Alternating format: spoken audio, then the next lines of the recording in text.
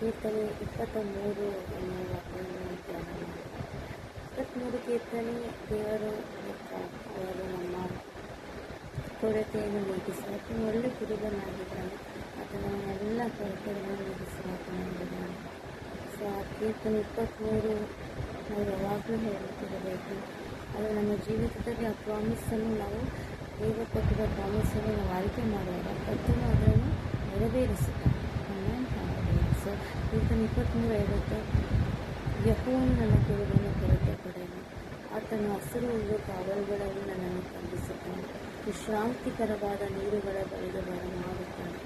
ನನ್ನ ಪ್ರಾಣವನ್ನು ಉಜ್ಜೀವಿಸಮಾಡಿ ತನ್ನ ನೀತಿಗೆ ಹೆಸರಿಗೆ ತಕ್ಕಂತೆ ನನ್ನ ನಡೆಸುತ್ತಾನೆ.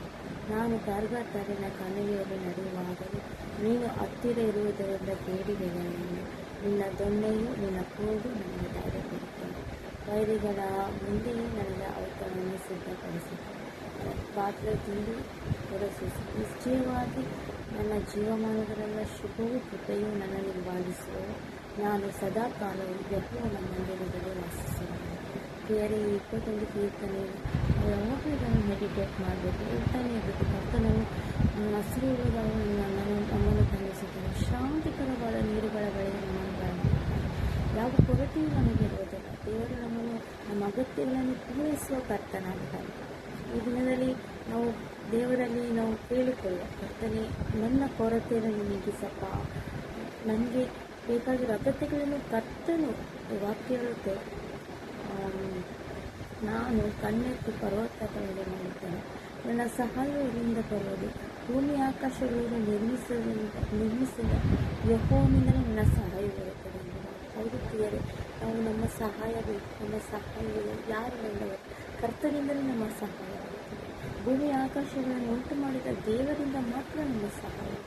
ನಾವು ಮನುಷ್ಯರನ್ನು ನೋಡುತ್ತೇವೆ, ಅವರು ನಮಗೆ ಸಹಾಯ ಮಾಡ್ತಾರೆ, ಇವ್ರು ನಮಗೆ ಹೆಲ್ಪ್ ಮಾಡ್ಬೋದಾ? ಆದರೆ ದೇವರು ತಾನೇ ಇದ್ದುಕೊಂಡು ನಮ್ಮ ಸೃಷ್ಟಿಕರ್ತ ನಮಗೆ ಸಹಾಯ ಮಾಡುವ ದೇವರಾಗಿರುತ್ತೇವೆ. ನಾವು ಯಾರನ್ನ ನೋಡಬೇಕು ಅಂತಿದ್ದೀವಿ? ನಾವು ಕಣ್ಣೆತ್ತಿ ಪರ್ವತ ಕಡೆಗೆ ನೋಡಬೇಕು. ನಮ್ಮ ಸಹಾಯವು ಎಲ್ಲಿಂದ ಬರುತ್ತದೆ? ಭೂಮಿ ಆಕಾಶವನ್ನು ನಿರ್ಮಿಸಿದ ಯೆಹೋವನಿಂದಲೇ ನಮ್ಮ ಸಹಾಯ ಬರುವುದು. ಆತನು ನಮ್ಮೆಲ್ಲ ಕೊರತೆಗಳನ್ನು ನೀಗಿಸುತ್ತಾನೆ. ನಾವು ಯಾವುದ್ರ ಬಗ್ಗೆ ಚಿಂತೆ ಮಾಡಬೇಕಾಗಿಲ್ಲ. ನಮ್ಮ ದೇವರು ಸರ್ವಶಕ್ತನ, ಆತನು ಎಲ್ಲವನ್ನು ಮಾಡಲು ಶಕ್ತನಾಗಿದ್ದಾನೆ. ಆದ್ದರಿಂದ ನಾವು ಇವತ್ತು ಕೀರ್ತನೆ 23 ಮತ್ತು ಈ ಕೀರ್ತನೆ 23 ದೇವರ ಹೇಳಿದ ಪ್ರಕಾರ ಯೆಹೋವನು ಒಳ್ಳೆ ಕುರುಬನಾಗಿದ್ದಾನೆ.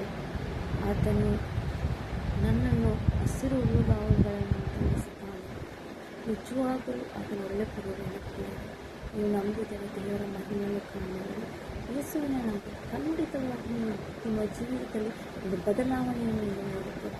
ನಿಮ್ಮ ಎಲ್ಲ ಕಷ್ಟಗಳನ್ನು ದೇವರು ಪರಿಹರಿಸಿ ನಿಮಗೆ ದೇವರನ್ನು ಉನ್ನತ ಸ್ಥಾನದಲ್ಲಿ ತರುತ್ತಾರೆ ಪ್ರಿಯರೇ. ಆಮೇಲೆ